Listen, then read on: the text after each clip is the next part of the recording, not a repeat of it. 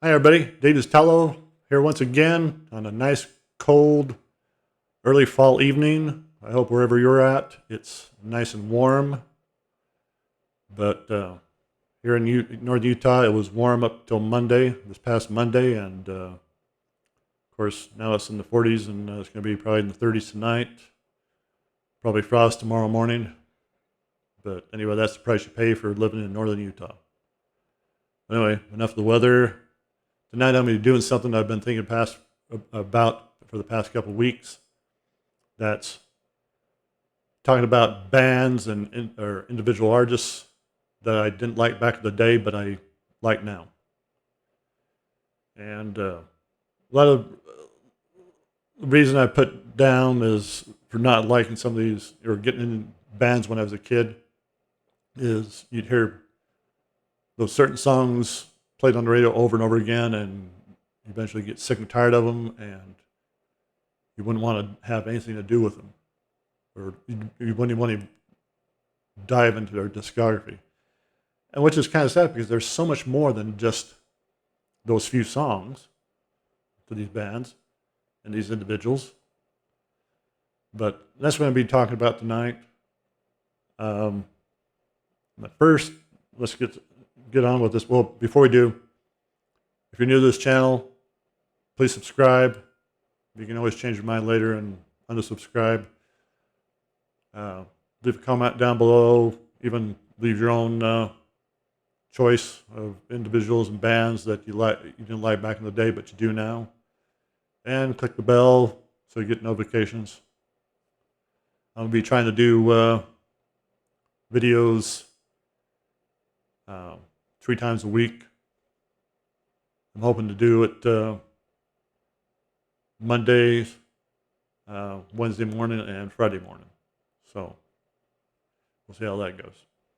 Anyway, getting right into this. Starting out with a entertainer that was born original Kenneth Dwight. We all know him as Elton John. Fantastic gentleman. I know a lot of people are going to say, well, what about his personal, sexual preferences? I don't care about that. That's his business. I like him for his music, and I respect the man. He doesn't force his views on anybody, like a lot of people do nowadays. But anyway, got started in 1962, and things really got going when he met Bernie Taupin. And Bernie Taupin, fantastic individual in his own right, fantastic guy.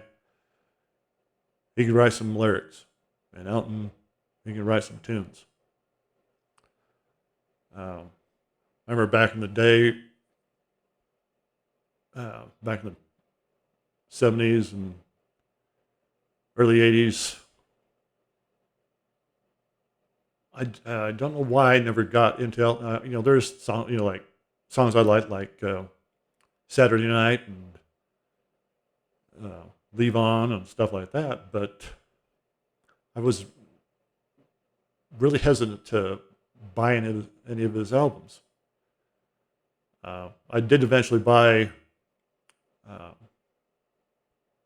Goodbye Yellow Brick Road, and that's basically because of the opening song, which escapes me now. Funeral for a Friend, Love Lies Bleeding. When I first heard that on the radio, it was just that magical hand that reached out and grabbed me and pulled me right in. And of course, at the time, that and Saturday Night were the only 2 songs I really cared for. I listened to the rest of the album, but it really just didn't click at the time. So that was, for many years, that was the only album I owned of Elton John's. And eventually, along comes YouTube and YouTube Music, and say, hey, I can go in and check these albums out. these like Captain Fantastic went in and just clicked. I mean, I guess you get more sophisticated when you get older. So eventually I went out and ordered all his discography from his first album down to, oh, what is it here? Can't think of the name. Where is it?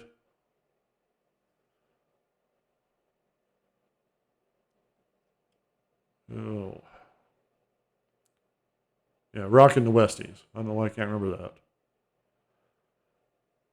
But or Empty Sky. And I find a lot of people get this confused, the first two albums confused. Empty Sky is his first album, came out in 1969. Good album, not his best work, but still a must-have. Second one, Elton John, and you can see people think Elton John is first, Empty Sky the second, which is when it's the other way around. Elton John, that's the one I think with Your Song on it. Fantastic album. Tumbleweed Connection. Madman Across the Water, I love that, especially the title song. Haunting song, but it's just fantastic. Honky Chateau. Don't Shoot Me, I'm Only a Piano Player. Goodbye Yellow Brick Road. Caribou. Captain Fantastic and the Brown Dirt Cowboy. Rockin' the Westies. All those albums I just love. I do own physical copies of later albums. Say The Big Picture, Peachtree Road, The Captain and the Kid.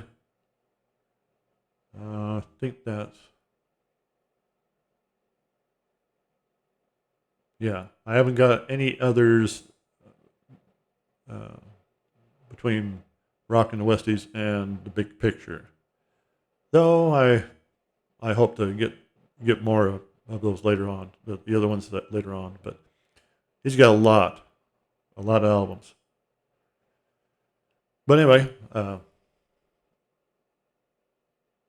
another prime example of how something back when you're younger doesn't click, but now that you're older, it does click.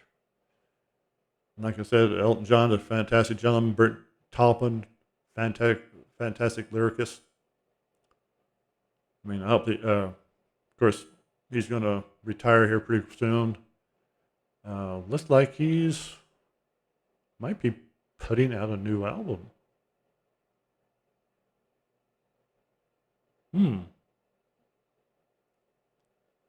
Oh.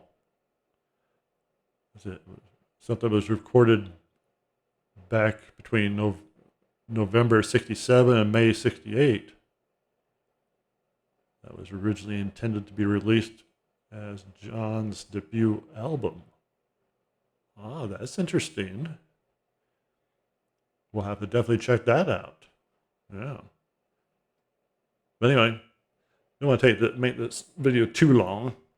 These dang things take forever. The longer they are, the longer it takes to download.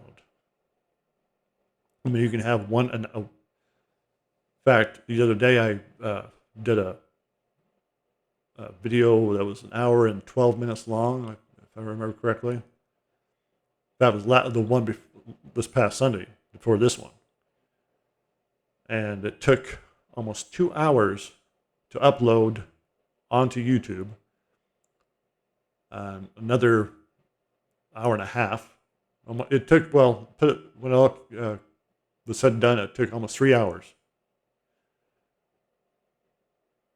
I don't know why, but I got my internet speed's pretty good here. It's not the highest, but it's not slow by any means. But anyway, getting right onto it here. Moving right along, we're going to Mr. Warren Zevon, another gentleman that I knew from back in the day.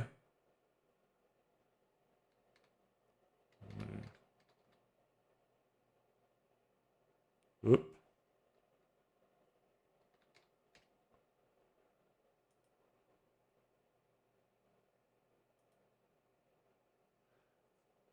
Yeah, and the sad thing about this one is he's got a lot of great songs.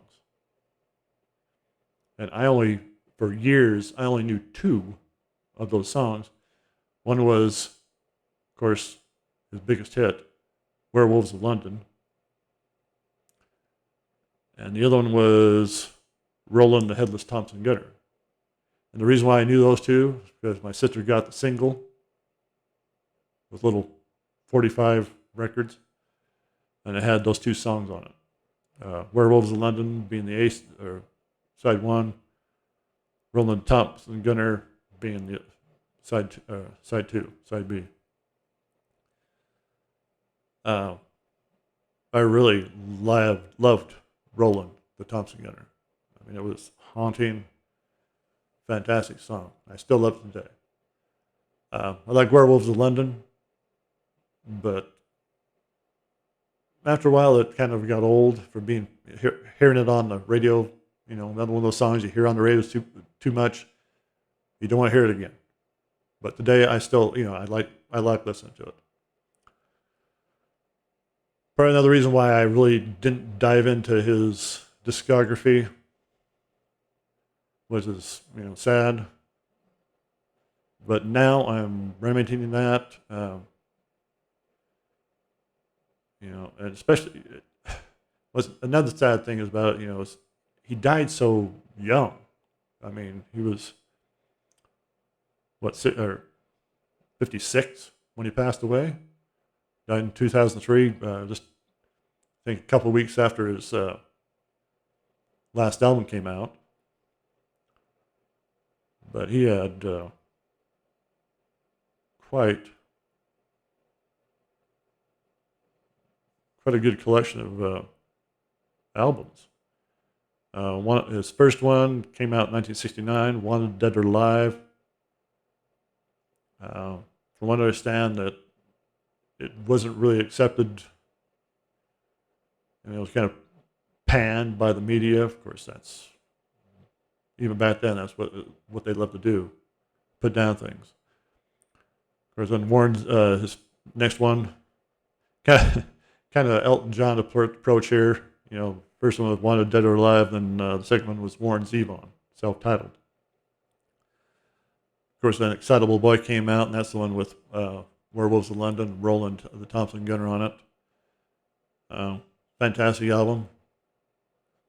Bad Luck, Streak, and Dancing School, Stand in the Fire, The Envoy.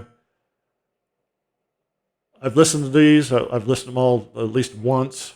I don't have the only physical copy I have is the last one, The Wind. But they're all great albums. They all got different textures and flavors. If you're thinking this is hard rock. There's a few songs that could be classified as that, but it's more like country rock flavor. Maybe haunting. He gets the haunting melodies like Werewolves of London and stuff. But The Envoy was really good. Sentimental Hygiene, good one. Transverse City, Hindu Love Gods. I did that with members of REM, not including Michael Stipe. Mr. Bad Example, Learning to Flinch, Mutineer, Life Will Kill Ya, My Ride's Here, and then the last one, The Wind, which I own a physical copy of. In fact,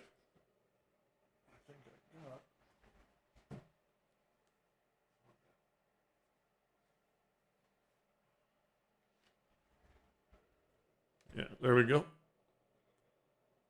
his last album.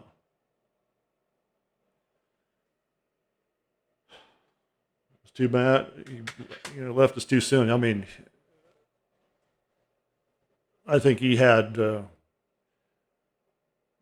quite a bit left in him.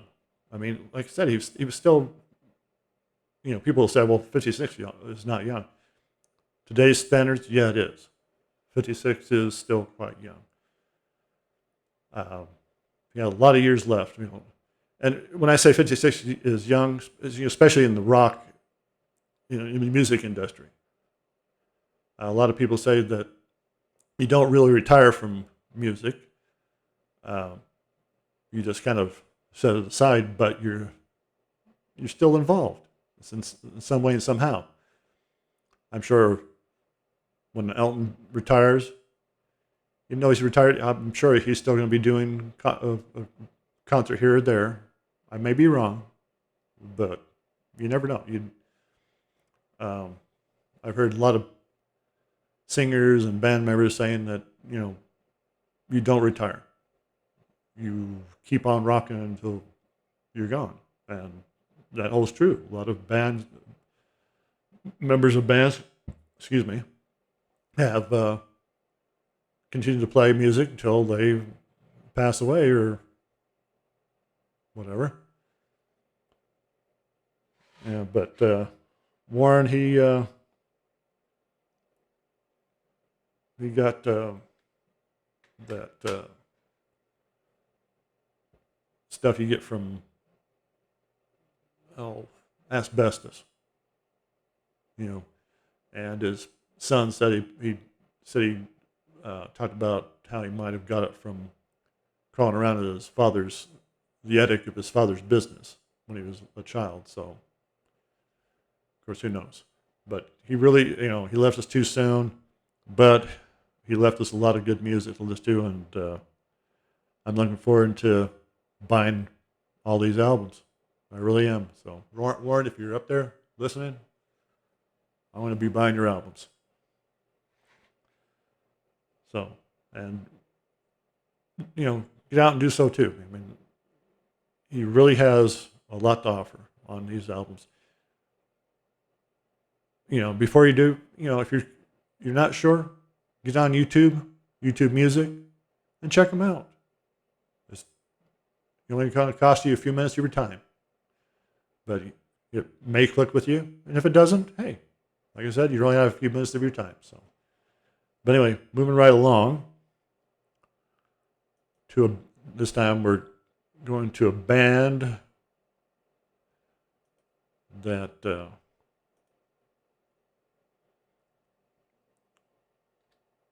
when I first heard them, so let me get here.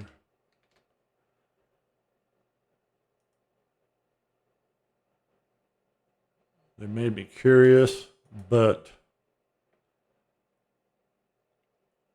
back in the day when I was a kid, it was too mellow, I guess, for me. I guess a kid that likes Kiss and Judas Priest and stuff like that. But anyway, I started out formed in Boulder, Colorado in 1974, and I'm talking about Firefall. Another band I've always been curious about, but now thanks to YouTube Music, I'm getting to hear their music, their songs, other than the hits. And I think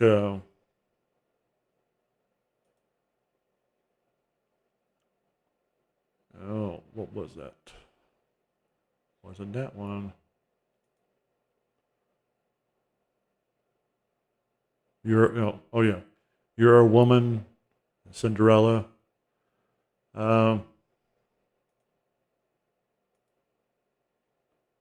Strange Ways.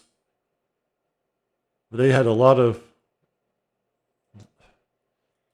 What's fascinating is you don't really realize how many albums they have out until you dive into it. I mean, they've got, let's see, 1, 2, 3, 4, 5, 6. Let's see. Yeah, 10 studio albums, looks like. 9 or 10, yeah. This one's, let's see, Colorado to Liverpool, a tribute to the Beatles. But I've listened to a few of these, and it's, again, it's kind of like Warren Zevon, a country rock flavor, especially with their later stuff. Their earlier stuff is more straightforward, mellow rock and roll, but let's see, they got their self-titled album, Firefall, Luna Sea, Elan, Undertow, Clouds Across the Sun, Breaking of Dawn, Mirror of the World, Messenger, Colorado to Liverpool, and Comet, which was their released in 2020. But a good group. Was back in the day, like I said, I was more into the harder rock, and I still am into the harder rock. That's never going to go away. At least I hope not. But now, I'm getting to the point where I can, explore these bands I was curious about, and Firefall is another one. Eventually, when we get all their stuff, all their albums. So, another one, go out and check them out, and go from there. So, anyway, moving right along. Now, this band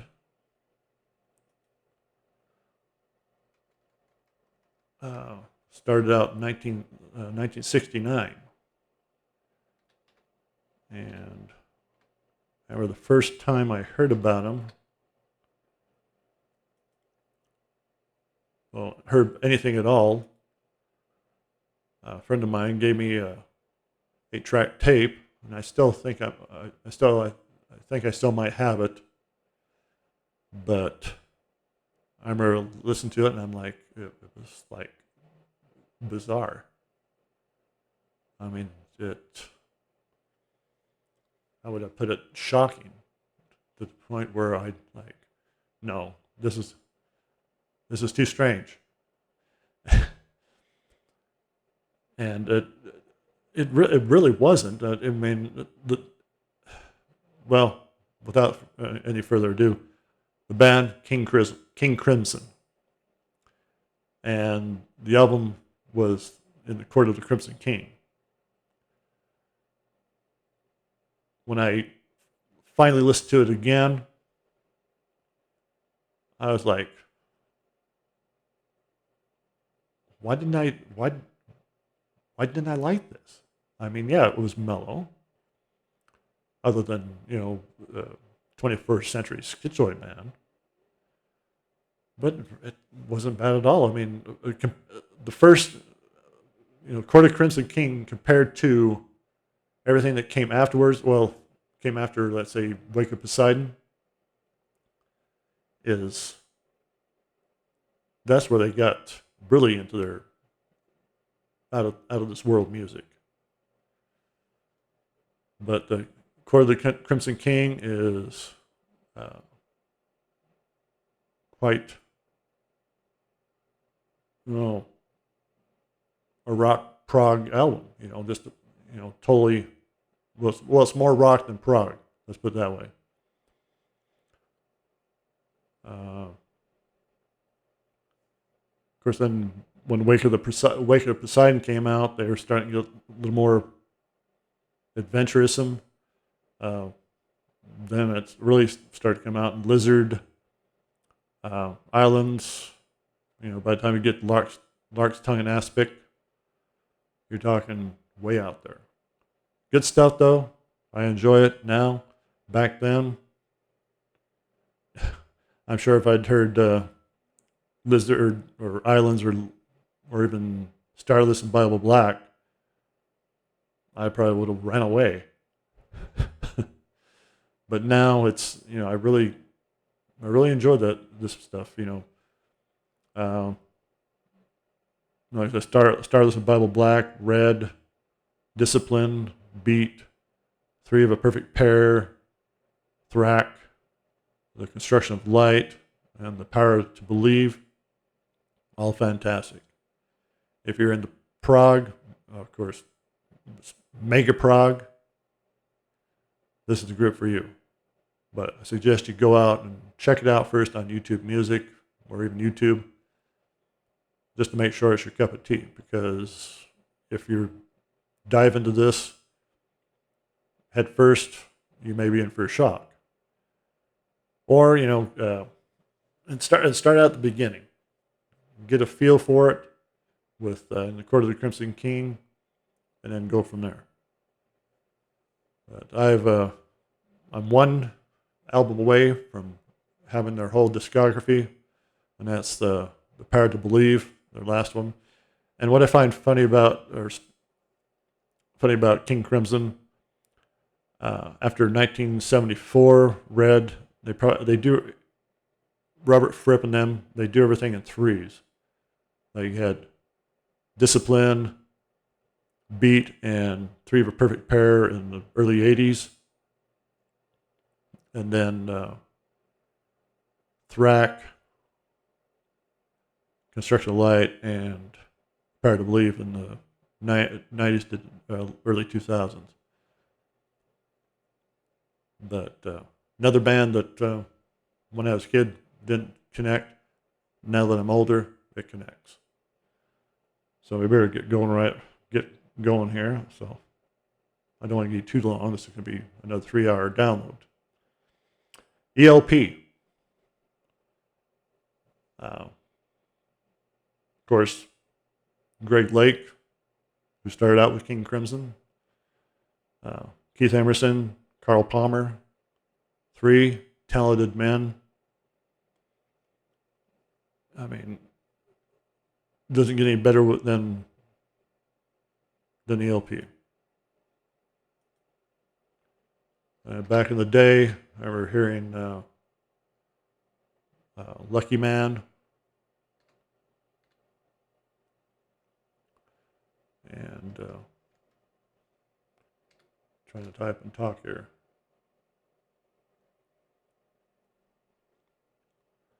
Here, Lucky Man off their first album. And I really liked that. It was really a nice, mellow song. But it didn't really captivate me. Later on, I had some friends talking about it, how great a band it was. And I'm like, okay, whatever. Later on, I got a little more adventure, but of course, it wasn't until I got to YouTube Music that I really decided to explore their discography. And I'm glad I did. I mean, they got some good, strong songs. If I can bring up the information here. Here we go. Everything else, like I said, I started in 1970. Of course, Keith Emerson was with The Nice. Another decent band. I've listened to theirs. Go check them out. They're really good. But Tarkus, excellent album. Pictures at an Exhibition, which is live. They wanted to put that out as their second album, but the label wouldn't let them. So they put out Tarkus first and then that. Trilogy, Brain Salad Surgery. They're probably their best known work. Works Volume 1 and 2. Some people like those, others don't.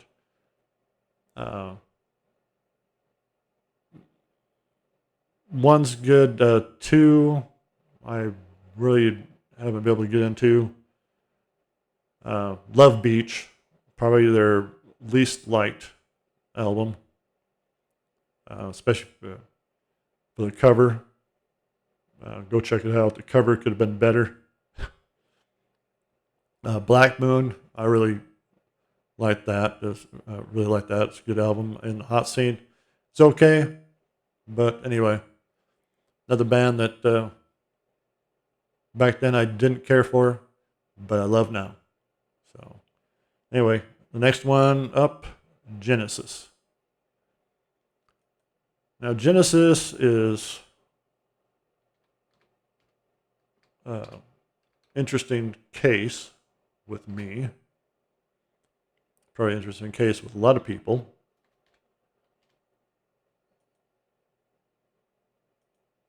You say Genesis and you think of um,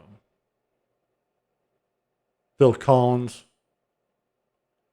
and for some reason, a lot of people don't nowadays. They don't like Phil Collins. A lot of people love Phil Collins, but there was another time or a band before Phil Collins, or well, before Phil Collins, let's say, became their lead singer. There was Peter Gabriel, and I find it funny when I say, well, I talk to people and I say, well, we can talk about Genesis, and I said, well, what about the Peter Gabriel era? And they're like, what are you talking about? Peter Gabriel, he was in Genesis. And you go, well, yes, he was. He's one of the original members. And they were quite surprised. Of course, like a lot of people, I didn't know Genesis before Phil Collins became the lead singer. I didn't know Phil Collins was the original, I should say the original drummer, but their drummer before he started singing. Of course, he didn't. He became their lead singer on the album "A Trick of the Tail." When Peter left, of course, then you got Wind and Wuthering, and then there were three when Steve Hackett left, which was sad. But then you got everything, Duke, Abacab, Genesis, Invisible Touch. I'm not going to say those albums are bad. They're not. And I know they got plenty of fans. If you love those albums, fantastic. I don't care for them. I do not care for those albums. I've listened to them, and they just, maybe someday, but right now, the only Genesis I like is everything before, or from Wind and Wuthering back. And if you don't know these albums, you need to go check them out. The first one, from Genesis to Revelation, they're basically teenagers there trying their hand at being pop stars. The songs are good. They could have been better, but a lot of people like it. Some people don't care for it. Trespass was a breakout album. Nursery Crime, Foxtrot really got things going. Selling England by the Pound, that really put them over. And then Lamb Lies Down on Broadway. That was Peter Gabriel's last album with him. Good, it's okay, but it's one of those albums you have to be in the mood for. I know I have to be in the mood for it. I can't just say, well, I think I'll throw on the Lamb Lies Down on Broadway and just get into it. I have to be in a certain mood. Trick of the Tail and Wind and Wuthering, great start albums, for Phil. I just wish they would have stayed in that mode. And then there were three is okay, but that's when they started going to the more poppy music. Duke and Abacab are okay. I just can't get into them. But everything before, from Wind and Wuthering back, I love. Absolutely. So there you go, Genesis. Uh, Next one. Now we're going to go get into some darker stuff here. Man named goes by the name of King Diamond, and he started out in the early to mid '80s with Merciful Fate. It's not that I was in. By this point, I was in a Judas Priest and getting the Metallica and stuff like that. But King Diamond, I mean, just looking at him, kind of maybe leery. People say he's a devil worshiper, and stuff. He is a professed Satanist. He says he practices the old religion, but I don't care. If that's what he wants to do, that's what he wants to do. I like his stuff. When I started getting into YouTube and stuff, I decided I think I'll check it out. And it's dark, doomy stuff. By the time it's good, solid, heavy metal music. He can tell interesting stories. I know a lot of people are going to say, well, yeah, but he's a devil worshiper. Well, maybe he is, maybe he isn't. I've never gotten to the particulars of his way he does his personal life. That's his personal life. Like I said, with Elton John's personal life, I'm not interested in that. I'm interested in what they're putting down on vinyl or CD. So anyway, a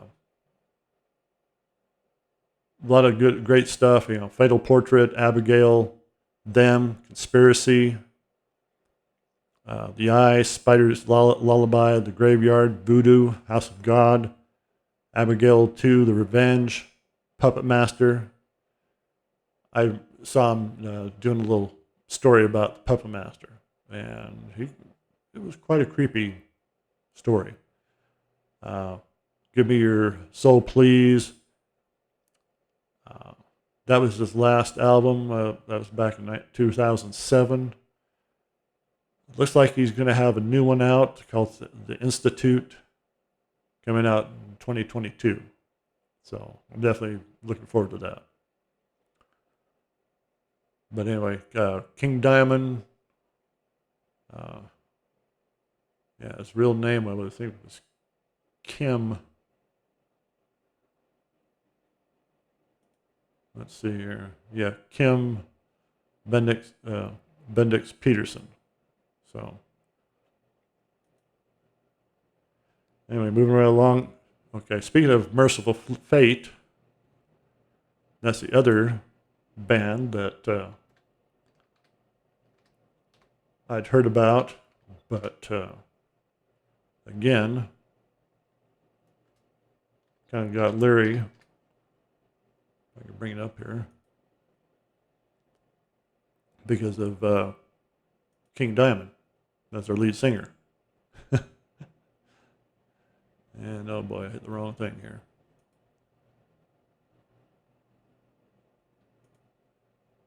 Here we go. Okay. Interesting band because when they started out in 1981, because they were going before that, but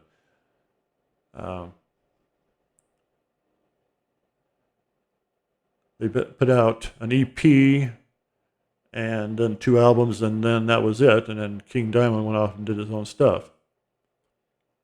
And then they got back together in '93.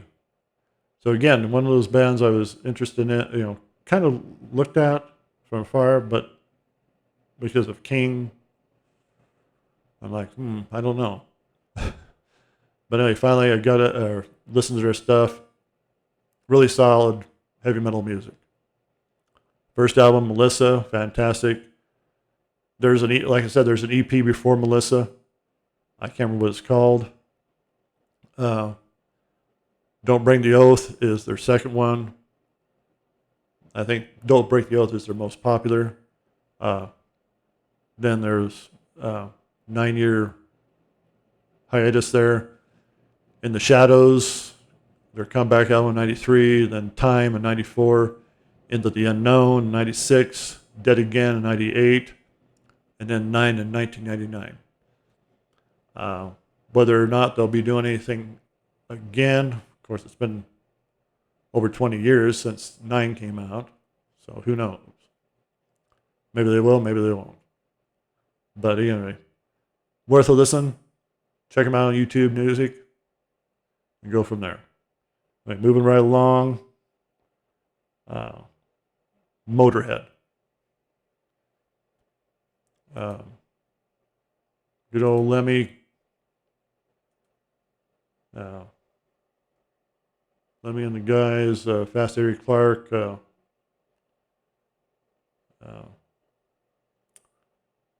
Filthy. Phil. Can't remember. Oh, Phil Campbell. I think that's. Maybe I got that wrong. I probably got that wrong.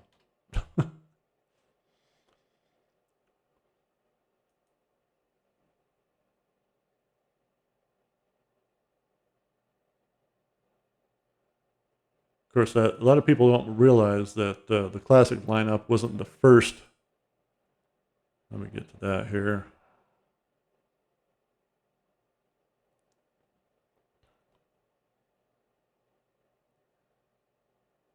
Yeah, a lot of people think that, Phil Taylor, Fast Eddie Clark, and of course Lemmy were the original lineup. That's not the case here.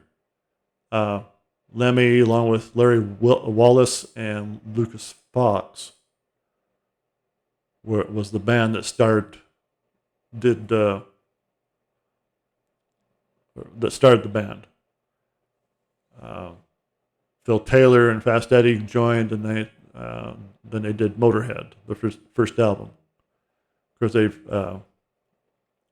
Phil Taylor and Eddie Clark left the band, and there's Brian Robertson that joined for a short period. Michael Brunston, who was with them for 11 years, and Pete Gill. Last lineup of this band was Lemmy, Phil Campbell, and Mickey D. And then, of course, Lemmy died in 2015, if I remember correctly. Yeah. 3 days after Christmas, December 28th. Heck of a guy. He did things his way. He wasn't afraid to speak his mind. But Motorhead, I mean, another band that I looked at and I'm like, I wonder what that, and I'd never heard any of their songs really until I think it was like the late 80s. I did eventually buy some of their albums. 1916, March or Die, and Bastards. I bought those 3 and then didn't get back into them until most recently. Those albums, 1916, March or Die, Bastards, they're really good albums. Why I didn't really get more into Motorhead at the time, I have no idea. I listened to their earlier stuff. I mean, it's all fantastic stuff. I think my favorite album is Aftershock. I don't know, the first time I heard that, it just grabbed me. I mean, it's a fantastic but But check out the earlier stuff. The earlier stuff is fantastic. A lot of great songs, interesting songs. I mean, to Eat the Rich, I think, is one of my favorites. So some of the lyrics in that, so I'm not talking they're bad lyrics, it's just interesting lyrics. Lemmy could put some good spins on songs and stuff, and it's too bad he's not around anymore. He was a heck of a guy, from what I understand. Okay, now to number 10. I'm gonna only do 10. Another band that I'd heard about back in the 80s, but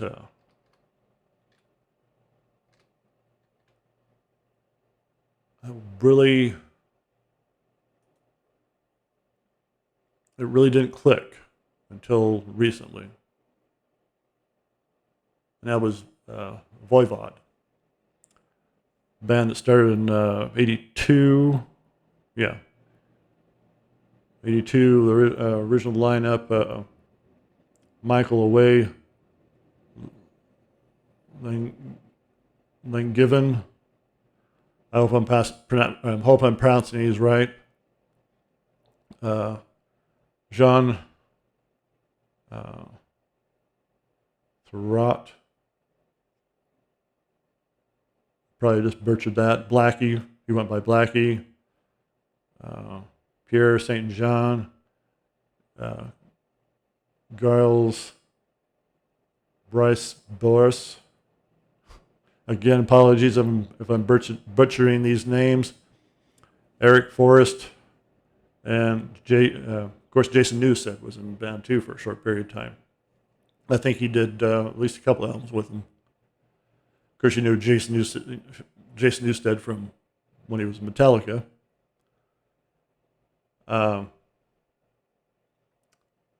Another band that, when they really started out, they were really heavy thrash. Real heavy thrash. So I wasn't really sure about them. Now that I'm older, I've sat down, listened to every single album they've got. And what's really interesting about Voivod is, like I said, they started out pure thrash metal. It was hardcore thrash metal. War and Pain, their first album. Roar, their second album. Pure thrash metal. Then you get to Killing Technology. That came out in 87. And you can hear slight change in their lyrics and the music itself. It's becoming a little bit in a progressive area. Becoming what I call progressive thrash. And then a little bit more with Dimensions Hatris. Dimension Hatris, yeah, okay. I guess that's how you pronounce it. Came out in 1988. More progressive. And then Nothing Face, their big breakout album, one of their popular albums, came out in 1989. Really progressive. Not like I said, not progressive to where it's like King Crimson ELP stuff. It's like I said, thrash. Progressive thrash. Then you get to Angel Rat, came out in 91. That album, really interesting. It's totally different perspective from Nothing Face. Then you get the Outer Limits. I listened to that again the other day. I haven't got any physical copies, though I've listened to these quite a bit on YouTube Music. The Outer Limits is great, fantastic. Then you get the Negatron. You got Eric Forrest taking over vocals. Snake left the band for a period or a short period. More heavier sound. They kind of dial it back a little bit on that to more to their thrash. You can still hear the progressive side of it, but it's more heavy, more thrash. Phobos, the same thing. Let's see, Voivod. I don't think I've heard that one yet. Then you get to Katros. Katros. I think that's how you pronounce it. Last album with their guitarist, Piggy. Interesting guy. I mean, interesting guitar licks on all the albums he did. That one, him and Jason Newsted did some recordings on his Mac computer, bass and guitar, and of course, before they could get to the studio and do the album, he passed away. But he left instructions how to go about using the tracks and stuff, and they recorded it with Snake back. Then there's really great, really fantastic album. Infinite, 2009, fantastic. Target Earth, great. The Wake, all fantastic. Like I said, Voivod, back in the day, kind of weird back then, but now it clicks. Definitely, worth your time checking these bands out. Like I said, got a little recap. Elton John, Warren Zevon, Firefall, King Crimson, Emerson, Lake and Palmer, Genesis, King Diamond, Merciful Fate, Motorhead, Voivod. Go check them out. If you love them, support the bands by getting their albums. That's what this channel is about. Getting the message out to more people. And so these fantastic bands are appreciated longer. There's more than hip hop out there. I know a lot of kids are hip hop. But this stuff right here to me is the meat and potatoes of rock and roll. I mean, this you can sink your teeth into, but per se. So anyway, go out and check them out. You have nothing to lose except a little bit of your time, and expand. Chance that you'll expand your musical horizons.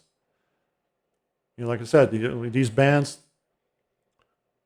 I knew about, was kind of leery about, but I took the chance, listened to them, I love them. There's other bands I've listened to recently that I was curious about that haven't clicked. Maybe they will someday, maybe they won't, but I give them a chance. Give these guys a chance. You've got nothing to lose. But anyway, that's all for tonight. Next show I'll be doing, let's see. Yeah, next Monday I'll be doing Sirith Ungol, heavy metal band Sirith Ungol. That'll be for Monday morning. Wednesday morning. Let's see. I'll be doing next Wednesday morning. I'll be doing the opposite of what I did tonight. It'll be bands that I loved back in the day that I hate today. And I've got quite a few that have just gone sour on me. Not too many, but they just don't click with me anymore. I don't hate them. That's too strong a word. I don't hate them. I just don't like them anymore. I just don't care for them. And maybe a song here or there I like, but it just gone south. The following Friday after Thanksgiving, I'll be doing, let's see, books to know. I'll be doing the Jake Winter series. And then the following Monday, I'll be delving into breaking the albums of one of my favorite all-time bands, Pink Floyd. So, the next two ranking albums, Sarah's Hungle, this coming Monday, and then the following Monday, Pink Floyd. So definitely keep a watch for those. Anyway, thanks for joining me. And like I said, if you're interested, you like this channel, hit the subscribe button, leave a comment, put down what you didn't like back in the day, but you do now. I'd be interested to see what people like and didn't like back when they were younger. Click the notification bell. And anyway, I'll have a wonderful weekend, and we'll talk to you later. Bye.